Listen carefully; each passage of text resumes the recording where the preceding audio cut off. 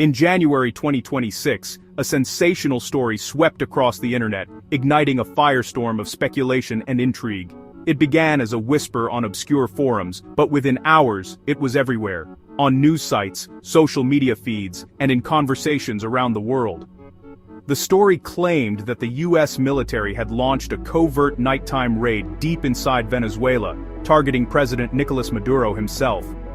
According to the reports, American forces used a mysterious high-tech sonic weapon, something straight out of a spy thriller, to incapacitate Venezuelan soldiers and secure their objective. The rumor gained unprecedented momentum when White House Press Secretary Caroline Leavitt posted about it on her official social media account. Her post, whether intentional or not, lent the story a sense of legitimacy and instantly fueled a frenzy of mainstream debate, analysis, and wild speculation. At the heart of the story was an alleged eyewitness account from a Venezuelan military guard. He described a sudden, overwhelming assault in the dead of night, with a weapon that emitted a deafening, paralyzing sound. According to his account, soldiers collapsed, unable to move or even think clearly as the attackers advanced. The idea of weaponized sound, technology that could disable an entire military unit without a single shot fired, captured the public imagination. It seemed both terrifying and fascinating, especially given the already tense and complicated relationship between the United States and Venezuela. People debated whether such a weapon could really exist, or if it was just a clever fabrication. As the story spread like wildfire, it became a global phenomenon. Social media platforms buzzed with viral hashtags, memes, and heated arguments. The lack of clear, official information only fueled the speculation, showing just how quickly rumors can shape global conversations in the digital age. Traditional news outlets scrambled to verify the claims, but the story thrived online, blurring the line between fact, fiction, and propaganda. Journalists raced to find credible sources, while conspiracy theories flourished in the information vacuum. In the end, the world was left to wonder, was this the dawn of a new era in warfare, or simply a masterful piece of disinformation designed to manipulate public opinion and international relations? The truth, for now, remained elusive. To understand the claims, we need to know what a sonic weapon is. Sonic weapons use focused sound waves, sometimes beyond human hearing, to incapacitate or injure. Devices like LRADs can disperse crowds with painful tones, but the weapon described in Venezuela seemed far more advanced, allegedly causing internal bleeding and paralysis. Intense sound can resonate with organs, disorient, or even heat tissue, making the idea plausible yet terrifying. The allure for militaries is clear control or incapacitate without conventional gunfire, but the line between non-lethal and lethal is razor-thin. The Caracas account suggests the U.S. may have crossed that line, deploying a weapon capable of neutralizing hundreds in minutes. Fact or fiction, the story forced the world to confront the chilling possibilities of acoustic warfare. The viral story hinged on one guard's testimony from the Caracas military base. He described a sudden radar blackout, followed by a silent swarm of drones filling the sky, an electronic assault that left the base blind and isolated. The drones, possibly used for surveillance or jamming, created panic among Venezuelan soldiers as their defenses failed. Cut off and confused, the troops were psychologically broken before any physical attack began. The witness's account, structured and vivid, made the story compelling and easy to share. It painted a picture of technological dominance, first electronic isolation, then a multi-layered threat.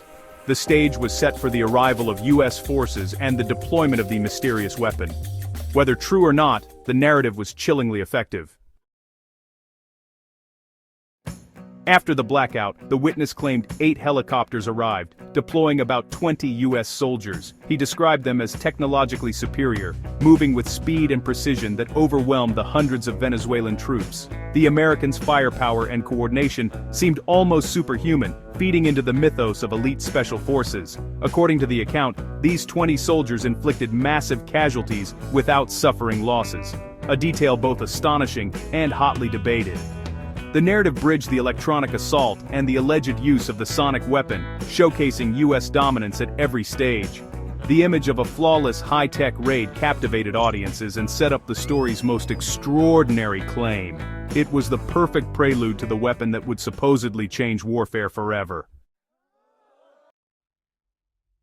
The heart of the story was the sonic weapon itself. The guard described a device emitting an intense, invisible wave that made his head feel like it was exploding from within. Soldiers around him bled from the nose, vomited blood, and collapsed, utterly incapacitated. The weapon didn't just cause pain, it switched off resistance, neutralizing hundreds instantly. The symptoms matched extreme theoretical effects of acoustic or directed energy weapons, far beyond anything publicly acknowledged. The account echoed recent concerns about Havana syndrome, but on a devastating battlefield scale. If true, it would mark a paradigm shift, a weapon that wins wars with sound, not bullets. Fact or fantasy, this claim was what made the story so explosive and controversial.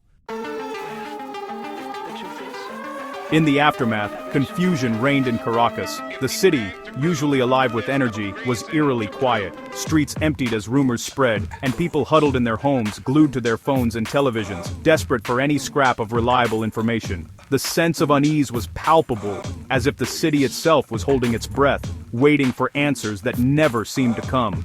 A major fire at Fuerte Tiuna, the alleged site, was one of the few confirmed events, fueling speculation that something extraordinary had happened. Flames and smoke billowed into the night sky, visible for miles, drawing crowds and news crews to the scene. The authorities offered no explanation, only heightening the sense of mystery and suspicion. Was it an accident or evidence of a violent confrontation? The witness claimed the U.S. team killed hundreds and captured Maduro without casualties, a claim impossible to verify amid chaos and official silence. Eyewitness accounts varied wildly, with some insisting they saw foreign soldiers, while others dismissed the entire story as fantasy. The lack of concrete evidence only made the rumors more tantalizing, and the truth harder to pin down. With no confirmation of mass casualties, rumors flourished, and the information vacuum was filled by speculation and viral retellings.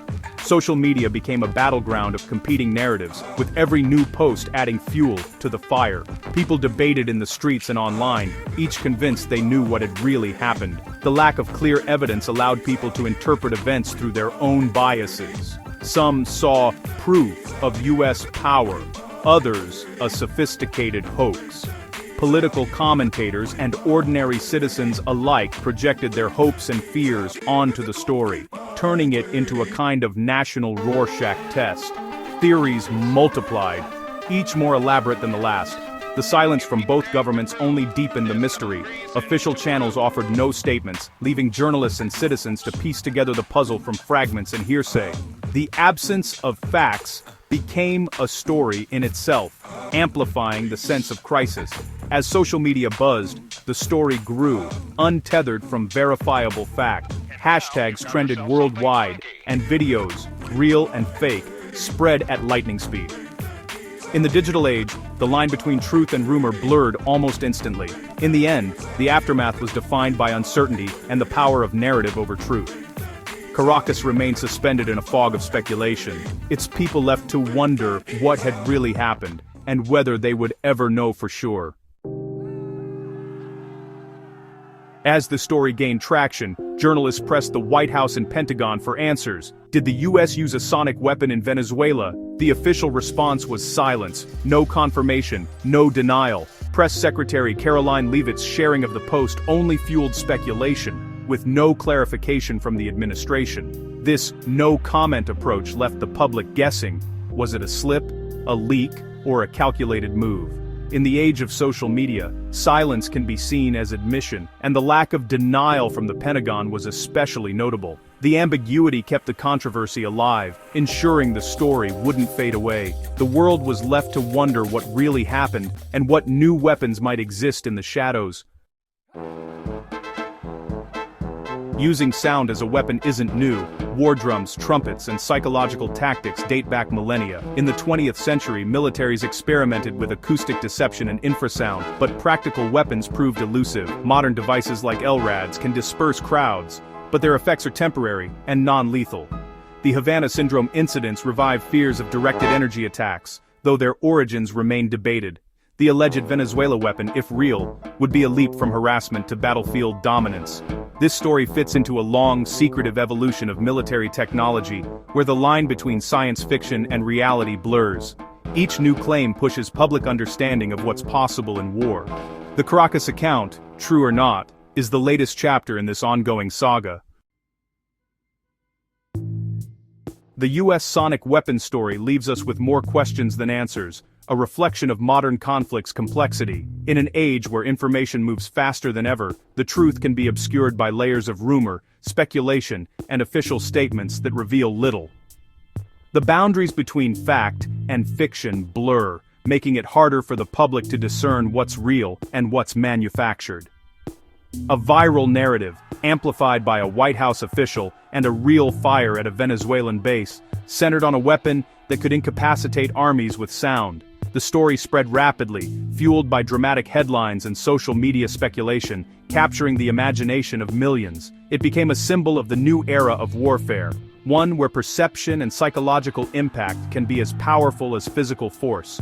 Beyond these facts, we enter a fog of speculation, unverified claims, and official silence. Newsrooms scramble for answers, while experts debate the plausibility of such a weapon.